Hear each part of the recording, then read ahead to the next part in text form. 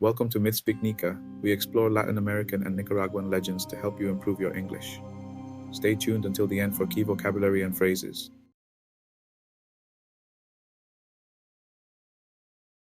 While my grandfather Agustin was known for his bravery, he was chased by El Cadejo, the Mosmo, La Mona, and El Gritón.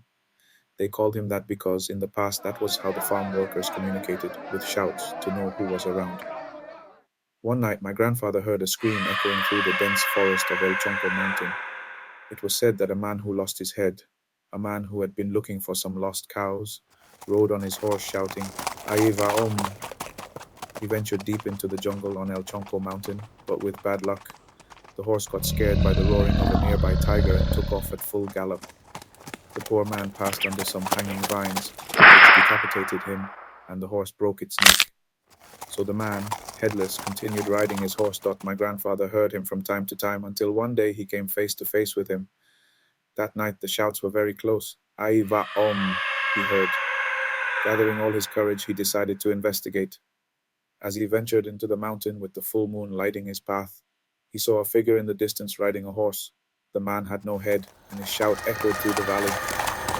My grandfather put his drill jacket on backward and took out his blessed cord, stretching it out toward the direction of the shouts. Suddenly the figure stopped, and the shouting ceased. My grandfather shouted back, Here I am, what do you want? The headless man slowly approached and handed him an amulet before disappearing into the night.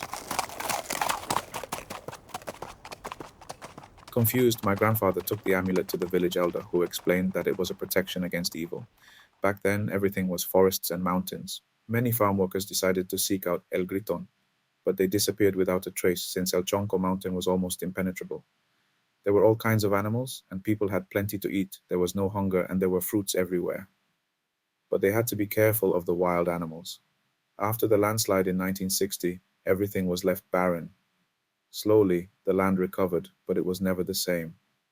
My grandfather told us that since that event, El Gritón never appeared again, though shouts could still be heard occasionally at certain hours of the early morning.